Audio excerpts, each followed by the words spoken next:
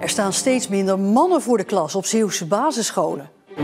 Ik denk dat het eigenlijk komt doordat het lager onderwijs, vroeger het kleuteronderwijs, natuurlijk samengevoegd. Ik denk dat heel veel jongens eigenlijk zijn afgeknapt. Dat ze ook het kleuteronderwijs erbij moeten doen. En verder in deze Zeeland nu. Zeeuwen blijken behoorlijk vrijgevig.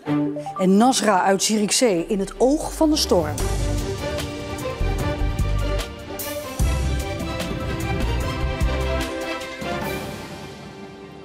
Goedenavond. De afgelopen 13 jaar is het aantal meesters op de Zeeuwse basisscholen met een kwart afgenomen. In 2011 stonden nog bijna 400 meesters voor de klas. Nu zijn dat er nog geen 300. Er zijn veel oudere leraren in het basisonderwijs met pensioen gegaan en nieuwe aanwas blijft uit. Verhoudingsgewijs zijn er dus steeds meer juffen en steeds minder meesters. En dat is jammer, zegt het onderwijsveld dat allerlei initiatieven ontwikkelt om het vak voor mannen weer op de kaart te zetten. Ja, bij je vinger. Ja, en dan de V. Goed zo, dan stuur je hem. Op de Don Bosco school in 's Heerenhoek geeft meester Jurgen techniekles. Hij staat 25 jaar voor de klas. Kijk hier, kijk om ons heen, dus hoe lekker ze bezig zijn. Je ziet hoe ze leren, hoe kinderen groeien. Nou, dat is toch het meest mooie beroep wat je kunt bedenken. Ja, er zit letterlijk leven in, hè? Er zit zeker leven in, ja. Ja, letterlijk en figuurlijk. Ik denk dat de batterijen een eindje op zijn. Ik zou even een paar nieuwe batterijtjes pakken. Kinderen zijn blij met hun meester. Hij is super aardig en het is ook een hele lieve meester. En ik vind dat hij heel goed kan uitleggen. Leuk en aardig ook. Ik vind hem wel super lief. Alleen soms kan hij ook heel streng zijn. Oh, nou test hem maar eventjes. Deze kan dus ook nog. Ja. Nee, dat is niet nodig. Test hem eerst eventjes. Meesters, zoals Jurgen, zijn steeds vaker een uitzondering. In 2011 gaven er ruim 2700 leerkrachten op Zeeuwse basisscholen les. Ruim 2300 juffen en bijna 400 meesters. In 2023 ging het om 2500 leerkrachten, 2200 juffen en nog geen 300 meesters. Kortom, het aantal mannen voor de klas is dus met een kwart gedaald.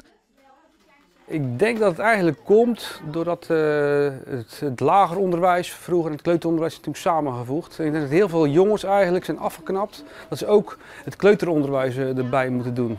Ik denk dat dat er wel heel veel mee te maken heeft. Het onderwijsveld wil weer meer meesters voor de klas en organiseert daarom speciaal voor mannelijke docenten bijeenkomsten. Zoals recent in Slot Oostende in Goes. Volgens meester Jurgen is het goed dat zulke initiatieven er zijn om meer mannen voor de klas te krijgen. Ja, een meester denkt toch dat het toch net een beetje allemaal anders uitlegt. Een beetje andere benadering naar kinderen toe. En ja, ik zeg niet dat de meesters beter zijn dan juffen, zeker niet. Ze zijn allebei heel erg belangrijk. Maar wat meer balans, dat zou veel beter zijn. En aangeschoven is Marieke Kerklaan, verslaggeefster onderwijs bij Omroep Zeeland. Ja, Marieke, een kwart minder meesters dus voor de klas. Wat is daar tegen te doen? Nou, het goede nieuws is, daar wordt gelukkig al iets tegen gedaan. Je hoorde het meester Jurgen al zeggen. Hè? Hij denkt dat het misschien ermee te maken heeft door die veranderingen ooit dat ook jongens voor de klas moesten gaan staan om kleutersles te geven. Nou, de PABO heeft ons al laten weten van wij denken daar al heel erg over na. Als je als jonge mannelijke student aangeeft van ik wil liever niet voor de kleuterklas bijvoorbeeld stage lopen, dan kan je bijvoorbeeld ook in groep 3 of in groep 4 stage lopen. Dus er wordt al erg over nagedacht hoe dat vak aantrekkelijker te maken weer voor bijvoorbeeld voor de meesters. Maar goed, even voor de duidelijkheid, mannen en ook vrouwen blijven wel welkom, hè? Ja, zeker, iedereen. Tot 2030 heb je het over een gigantisch tekort wat er op Zeeland afkomt. 320 voltijdsbanen. Dan heb je het nog niet, dat is dus minus die afgestudeerden. Dus dat zijn er echt heel erg veel. Dus iedereen is welkom. En wat het Zeeuwse onderwijsveld ook zegt, het gaat vooral over dat het een mooie afspiegeling wordt van heel de maatschappij. Dus mannen, vrouwen en iedereen die zich daar niet toe voelt horen. Marieke Kerklaan, dank je wel. En straks meer nieuws over het Zeeuwse onderwijs, want onderwijsminister Bruins was vandaag in Zeeland. Maar straks meer erover dus. Bij een ongeluk op de Hoofdplaatsenweg bij Breskes is gistermiddag een man van 62 om het leven gekomen. Zijn auto botste tegen een boom, maar wat er precies is gebeurd wordt nog onderzocht. De politie houdt er ook rekening mee dat het slachtoffer uit Breskes mogelijk onwel is geworden. Er waren volgens de politie geen andere voertuigen bij het ongeluk betrokken.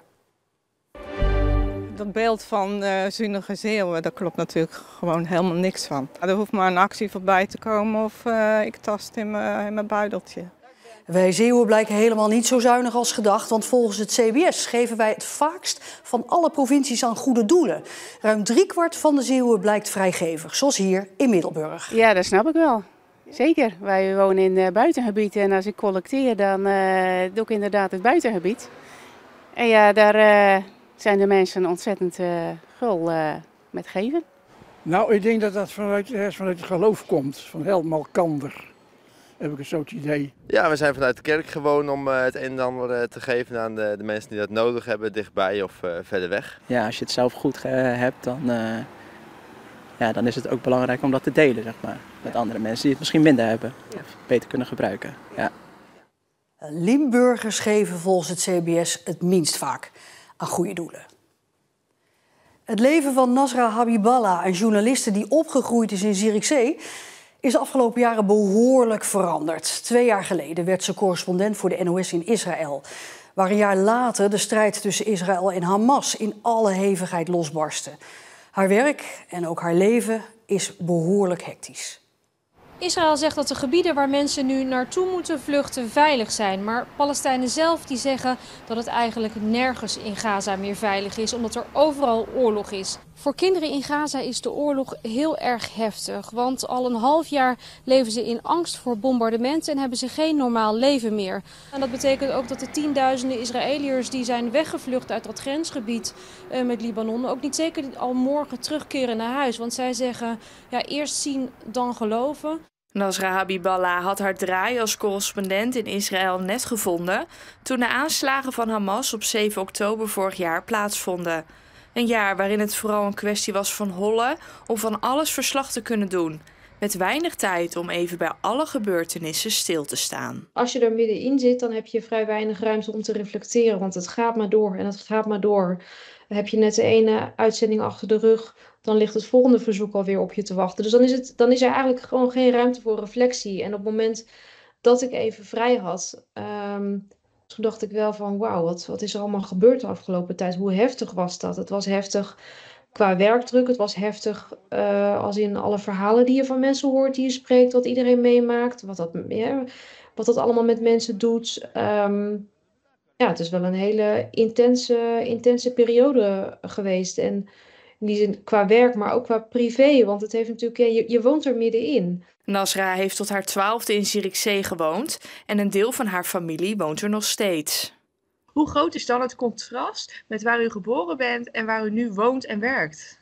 Ja, dat contrast met Zeeland is echt gigantisch natuurlijk.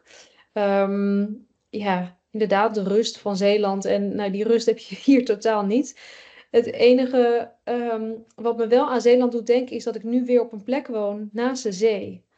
En toen ik vertrok uit Zeeland, toen miste ik dat heel erg. Dat ik zo de zee, het strand dichtbij had. Ik hou er heel erg van naar de zee te gaan. Ik word er rustig van. En dat is wel echt voor mij nog steeds iets dat als ik een momentje heb tussen de hele drukke nieuwsdagen door, dat ik dan even naar de zee loop. Het is lastig om vanuit Israël heel regelmatig naar Nederland te reizen voor Nasra. Maar als dat wel lukt, gaat ze altijd nog even terug naar Schouwen-Duiveland. Mijn opa en oma die wonen daar nog steeds.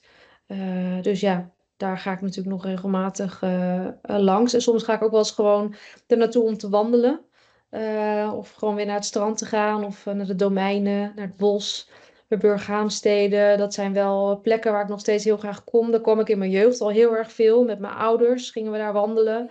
Verslag doen van het nieuws blijft een grote klus. En de situatie verandert ook nog steeds. Toch kan Nasra de feestdagen dit jaar bij familie in Nederland doorbrengen. We zeiden het even al, we gaan terug naar het onderwijs in Zeeland. Eppo Bruins, minister van Onderwijs, Cultuur en Wetenschap, wilde vandaag met eigen ogen zien hoe het onderwijs er in onze provincie voor staat. Een uitstekende timing kun je zeggen, want een paar dagen geleden kondigde hij een uitzondering aan voor Zeeland op zijn wet om de instroom van internationale studenten in te dammen. En zo blijft onze provincie een aantrekkelijke plek voor studenten uit het buitenland. Dat is natuurlijk ook voor Zeeland belangrijk, want het aantal studenten is hier laag. En we willen niet dat er zomaar instellingen omvallen. Dus het is goed om met elkaar te spreken, ook vanmiddag, om te kijken hoe zorgen we ervoor dat er ook internationale studenten kunnen blijven komen naar Zeeland. Maatwerk dus. Maar wat wil de minister dan eigenlijk met een nieuwe wet bereiken? De bedoeling van de wet is dat Nederlands weer de norm wordt in het hoger onderwijs. En dat betekent dus ook dat buitenlandse studenten die hier komen snel in aanraking komen met het Nederlands, zodat ook de blijfkans na hun studie ook groter wordt, zodat ze ook gaan bijdragen aan onze economie en aan onze samenleving. De minister keek vandaag in het lab van HZ en Scalda, een kenniscentrum voor waterstof, de brandstof van de toekomst. Waterstof is cruciaal voor de energietransitie. We kunnen niet zonder waterstof. Maar ook kernenergie zit in de energiemix van de toekomst.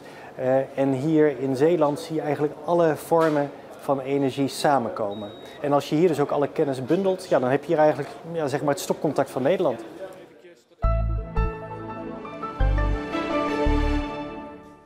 Het was een bewolkte dag in Zeeland met een beetje motregen, maar ook met opklaringen. Er stond een matige tot krachtige zuidwestenwind. Maar met maxima van 10 tot 12 graden is het zacht voor de tijd van het jaar. En die zachte temperaturen blijven nog wel even. Overmorgen tikken we misschien opnieuw de 12 graden aan. Maar af en toe is er nog wel een buitje tussendoor. En kijk, voor meer nieuws in Zeeland op onze app en op onze site. Lees daar bijvoorbeeld meer over andere cijfers van het CBS. Die laten zien dat de criminaliteit in Zeeland die aan het dalen is. En tot zover deze Zeeland nu. Nog een hele fijne maandagavond en graag tot morgen.